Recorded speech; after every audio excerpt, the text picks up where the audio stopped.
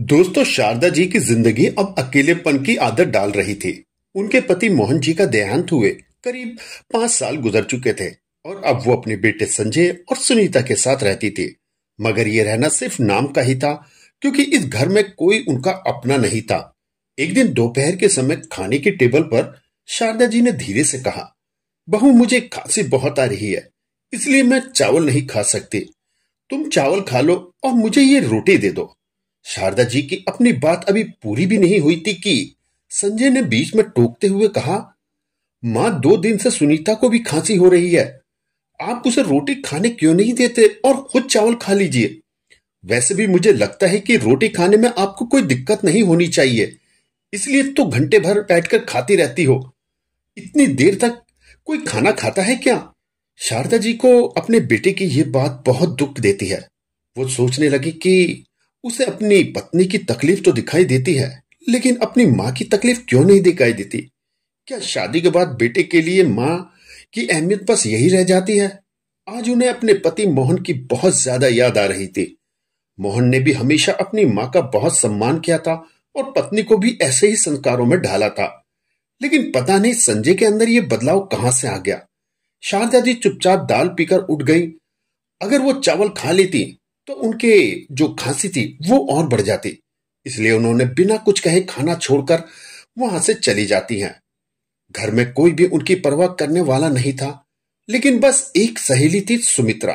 सुमित्रा और शारदा जी की दोस्ती बहुत सालों पुरानी थी। जब वो पार्क में मिलती थी, सुमित्रा उनके लिए कुछ ना कुछ खाने के लिए जरूर लाती थी। वे हमेशा शारदा जी का हालचाल पूछती और उनकी मदद के लिए तैयार रहती। इस बार भी शारदा जी की तबीयत बहुत खराब हुई तो दवाइयों का इंतजाम भी उसकी सहेली सुमित्रा ने ही किया। 2 दिन बाद जब शारदा जी ठीक हुई तो वे पार्क में सुमित्रा से मिलने गई। बातें करते करते सुमित्रा ने कहा, शारदा, इस बार मैं महाकुंभ के लिए जा रही हूं। आखिर इतने सालों के बाद जो आया है, ये मौका बार बार नहीं आता। तुम भी मेरे साथ चलो ना। महाकुंभ का नाम सुनकर शारदा जी के चेहरे पे एक अलग सी मुस्कान आ गई, लेकिन फिर वो सोच में पड़ गई कि सुमित्रा, वहां बहुत भीड़ होगी, हम कैसे जाएंगे? ये सुनकर सुमित्रा हंसने लगी और बोली, मैं हूं ना, मेरे बेटे की बहुत अच्छी जान पहचान है, वे हमें आराम से स्नान करा देगा। ये सुन शारदा जी थोड़ा उदास हो जाती हैं और कहती हैं, तुम बहुत किस्मत वाली हो। तुम्हारा बेटा हमेशा तुम्हारा कितना ख्याल रखता है, और एक मेरा बेटा है जो मेरे पास होते हुए भी मुझसे बात तक नहीं करता, और जब भी बात करता है तो उल्टी सीधी बातें बोलता है। सुमित्रा ने गंभीर होकर कहा, शारदा, हमेशा चुप रहना अच्छी बात नहीं होती। कभी कभी इंसान को कुछ बोलना भी जरूरी होता है, वरना लोग हमारी चुप्पी का फायदा उठाने लगते हैं। शारदा जी सुमित्रा की बातों को सुनकर सोच में पड़ जाती हैं और घर लौट आती हैं। जैसे ही उन्होंने गेट खोला तो उनके सामने उनकी बहू सुनीता खड़ी थी, तानों से भरी हुई बातें बोलते हुए। आ गई महारानी घूम के, और अगर घर में किसी काम करने को बोल दो तो तबीयत खराब हो जाती है और पार्क में घूमने के लिए रोज निकल जाती हैं। बहू की ये बातें सुनकर शारदा जी को सुमित्रा की कही हुई बात याद आ गई कि हमेशा चुप रहना सही नहीं होता। इस बार उन्होंने हिम्मत जुटाई और थोड़ी हल्की आवाज में कहा, बहू, मैं घर का सारा काम करती हूँ, झाड़ू पोंछा लगाती हूँ, बर्तन साफ करती हूँ। अगर फिर भी कोई काम रह जाता है तो बता दिया करो ना, वो भी कर दूंगी, लेकिन ताने मारने की बिल्कुल जरूरत नहीं है। शारदा जी की बातें सुनकर उनकी बहू सुनीता को अब गुस्सा आ गया। मां जी, आप कुछ ज्यादा नहीं बोल रही? अगर आप चुप रहोगी तो आपके लिए बहुत अच्छा होगा। इतना कहकर सुनीता ने पैर पटका और कमरे में चली गई। शाम को जब संजय ऑफिस से वापस आया तो सुनीता ने रोने का नाटक शुरू कर दिया। संजय, तुम्हारी मां ने आज मेरी बहुत बेइज्जती की है। संजय ये सुनते ही गुस्से में लाल पीला हो जाता है और मां के कमरे में पहुंच जाता है। कहता है कि मां, तुम्हारी हिम्मत कैसे हुई सुनीता को कुछ कहने की? तुम्हें पता है मैं उससे कितना प्यार करता हूं। अगर उसने रोते हुए शिकायत की है तो गलती तुम्हारी ही होगी। ध्यान रखें, आगे से ऐसा नहीं होना चाहिए। सुनीता की बेइज्जती की तो मुझसे बुरा कोई नहीं होगा। शारदा जी इनके दिल को बहुत ज्यादा ठेस लगी। बेटा, तुम्हें सिर्फ अपनी पत्नी की ही तकलीफ क्यों दिखाई देती है? मां जिए या मरे, इससे तुम्हें कोई फर्क नहीं पड़ता। ऐसा बेटा होने से तो ना होना अच्छा है। काश कि मेरा कोई बेटा ना होता। अब ये बात सुनकर संजय और आग बबूला हो जाता है और गुस्से में उसने अपनी मां के गाल पर एक जोरदार तमाचा जड़ देता है और बोलता है कि अपनी औकात में रहो। मां, आगे से सुनीता के खिलाफ कुछ भी कहने से पहले इस थप्पड़ को याद रखना। बेटे का ये बर्ताव देखकर शारदा जी की आंखों से आंसू बहने लगते हैं। उनके कांपती हुई आवाज में कहा, संजय, तुमने आज मेरी परवरिश का सत्यानाश कर दिया। मां के ऊपर हाथ उठाने वाला बेटा कभी सुखी नहीं रहता। एक दिन तुम्हें अपनी इस गलती का बहुत ज्यादा पछतावा होगा। दोस्तों, उसके बाद 3-4 दिन तक यूं ही बीत जाते हैं। इस बीच शारदा जी पहले से भी ज्यादा अब गुमसुम रहने लगी थी। वो फिर से सुमित्रा से मिलने के लिए पार्क में गई तो उनकी आंखों में आंसू थे। सुमित्रा, मेरे बेटे ने मुझ पर हाथ उठाया। सुमित्रा का चेहरा गुस्से से लाल हो गया। शारजा, तुम इतनी कमजोर कब से हो गई हो? अगर उसने तुम्हें थप्पड़ मारा था तो तुम्हें भी उसे 2-4 थप्पड़ तभी जड़ देने चाहिए थे। ये कैसी मां हो तुम, जो अपनी औलाद से डर गई? शारदा जी ने सिर झुका लिया। अब मैं सिर्फ एक बात कहूंगी। सुमित्रा ने थोड़ा सा सीरियस आवाज में कहा, अगर तुमने अपने मान सम्मान के लिए आवाज नहीं उठाई तो मुझसे मिलने कभी मत आना। आज उसने हाथ उठाया है, कल तो वो तुम्हें घर से भी निकाल देगा और तुम में कोई परेशानी भी नहीं होगी और तुम्हारी कोई मदद करने भी नहीं आएगा। सुमित्रा की बातें शारदा के दिल में उतर गईं। उन्होंने अब अपने आंसू पहुंचे और अपनी मजबूत आवाज में कहा, सुमित्रा, तुम सही कह रही हो। अब मैं बिल्कुल चुप नहीं रहूंगी। अब तुम एक नहीं, शारदा को देखोगी, एक ऐसी शारदा जो अपने मान सम्मान के लिए खड़ी होगी। सुमित्रा ये बात सुन के मुस्कुराने लगती है। दोस्तों, शारदा जी के अंदर अब एक नई सी आग जल चुकी थी। उन्होंने तय कर लिया था कि अब वो अपने मान सम्मान को चुपचाप नहीं सहन करेंगे।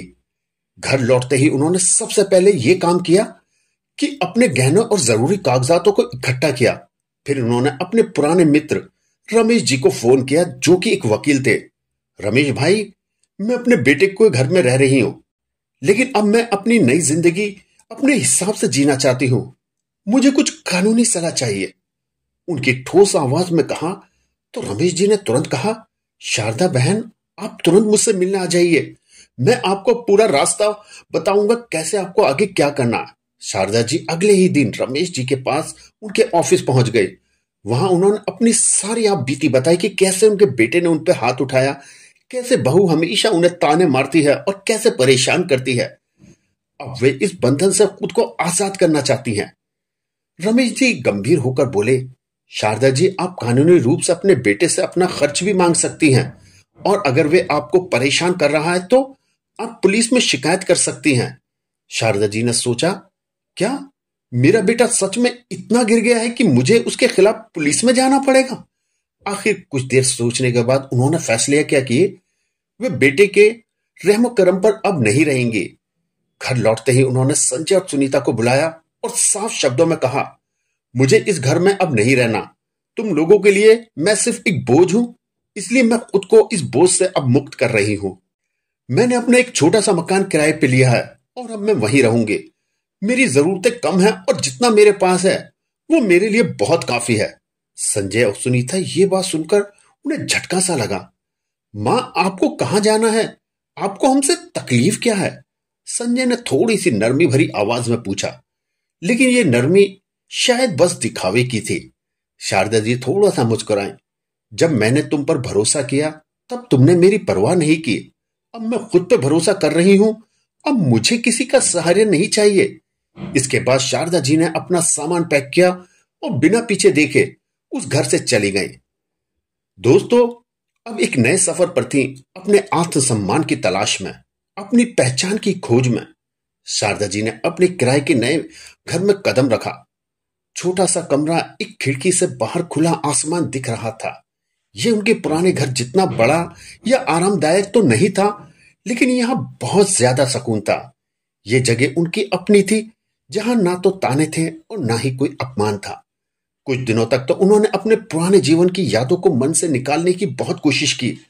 हर दिन सुबह उठकर पार्क में जाती, वहां कुछ बुजुर्ग महिलाओं से मिलती जो उनकी तरह अपने अपने जीवन में तरह तरह के संघर्ष झेल रही थी। धीरे धीरे उनका आत्मविश्वास लौटने लगा। एक दिन पार्क में बैठे शारदा जी सोच रही थी कि अब आगे क्या किया जाए। तभी उनको उनकी पुरानी सहेली सुमित्रा की याद आ जाती है। अरे शारदा, तुम यहां पर? मैंने सुना था कि तुम अपने बेटे के साथ रह रही हो।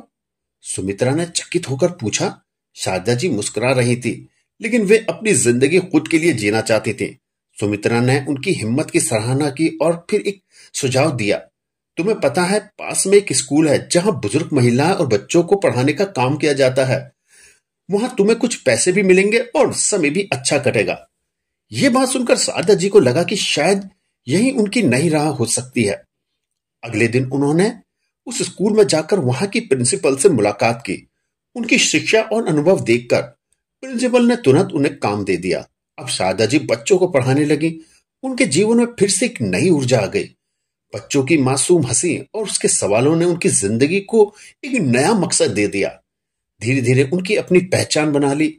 जहां पहले उन्हें हर पल अपने घर में अपमान सहना पड़ता था, अब लोग उनकी इज्जत करने लगे थे। उनका आत्मसम्मान लौट आया था। एक दिन संजय मां से मिलने आया। उसने देखा कि मां अब पहले जैसी नहीं थी। वो अब आत्मनिर्भर हो चुकी थी। वो खुश थी और बहुत ज्यादा आत्मविश्वासी थी। मां, मैं आपको वापस घर लेने आया हूं, संजय ने धीरे से कहा। शारदा जी ये सुनकर मुस्कुराई और जवाब दिया, बेटा, अब मेरा यही घर है। जहां इज्जत और प्यार मिले वही मेरा घर होता है। संजय ने शर्म से सिर झुकाकर बोला, मां, मुझे एक मौका दे दो, सब कुछ ठीक कर दूंगा। शारदा जी ने कहा, संजय, कुछ जख्म ऐसे होते हैं जो वक्त के साथ नहीं भरते। मैं तुम्हें माफ तो कर सकती हूं, मगर तेरे साथ कभी नहीं जा सकती। बेटे को अब एहसास हो गया था कि उसने अपनी मां को तभी खो दिया था जब उसने उनके आत्मसम्मान को ठेस पहुंचाए थे। ये देखकर अब बिना कोई और शब्द कहे संजय ने अपना सर झुकाया और भारी कदमों से दरवाजे की ओर बढ़ गया। उसने उम्मीद की थी कि मां उसे रोक लेगी, मगर पीछे से कोई आवाज नहीं आई। दरवाजे के बाहर कदम रखते ही उसे एहसास हुआ, कुछ रिश्ते अब टूट जाते हैं तो उन्हें जोड़ना काफी मुश्किल हो जाता है। वह खाली हाथ लौटा, मगर उसके अंदर एक खालीपन था जो शायद अब कभी नहीं भर पाएगा। लेकिन दोस्तों, शारदा जी अब अपनी नई जिंदगी में खुश थी। एक ऐसी जिंदगी जो उन्होंने खुद चुनी थी। दोस्तों, इस कहानी से हमें सीख मिलती है कि रिश्तों में अहम और अभिमान की जगह प्रेम और सम्मान होना बहुत जरूरी है। और साथ ही अगर इंसान हिम्मत और आत्मविश्वास से डटा रहे तो वो अपनी तकदीर खुद संवार सकता है। दोस्तों, अगर आपको ये कहानी अच्छी लगी हो तो कृपया वीडियो को लाइक करें और हमारे चैनल को सब्सक्राइब करें और कमेंट बॉक्स में बताएं कि आप इस वीडियो के बारे में क्या सोचते हैं।